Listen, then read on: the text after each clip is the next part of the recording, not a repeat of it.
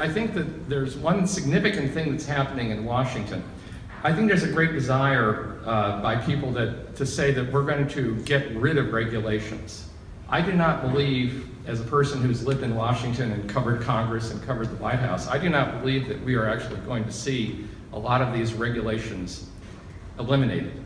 What I think we will see is enforcement of the regulations dropped substantially, because what will be cut in the funding are the enforcement officers.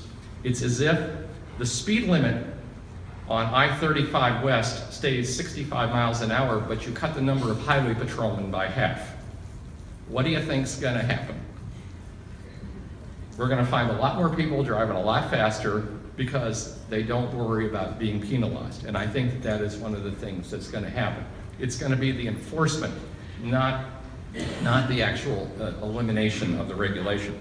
If we start with the lead paint rule, I think that is one that's definitely of concern. Of course, Minnesota's taking it over, but what I think is more interesting right now is that the EPA, in one of its planning documents, has proposed to get rid of any funding for the lead paint program and hand it all over to the states. So if Minnesota decides that they're not really going to work very hard at it, you guys are completely off the hook. You know, it's not going to happen.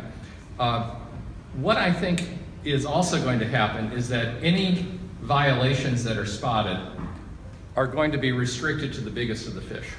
I think a number of you also are familiar with some of the rules about independent subcontractors.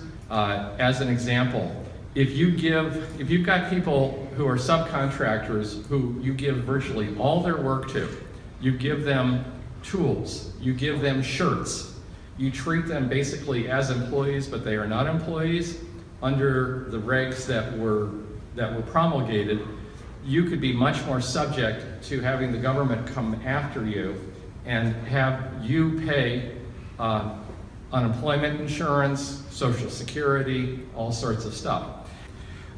Some of you also are familiar with their attempts to basically slow down, and I think the silica rule that's going in, that's supposed to take effect, supposed to take effect April 23rd, now enforcement's supposed to start on September 23rd. This is a regulation that really limits the amount of dust and pollution that can rise as a result of cutting into concrete and quartz and stone surfaces and the like.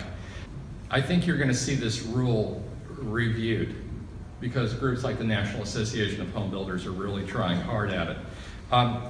The bottom line here, I think, is how much does Donald Trump really care about our regulations? We only, in the last couple of weeks, got a labor secretary. Meanwhile, we've got a lot of other things that I think are on the president's agenda. I don't necessarily see regs changing a lot. There is one thing that I think is much more certain out of Washington, and that is the Federal Reserve. They've already started raising rates. Odds are they're going to continue raising rates, in part because the economy isn't doing all that badly. One of the great advantages you folks have is that you're NARI members, because NARI has full-time people that they've contracted with in DC. One is a former senator, the other is his wife, who spend all their time watching out for you.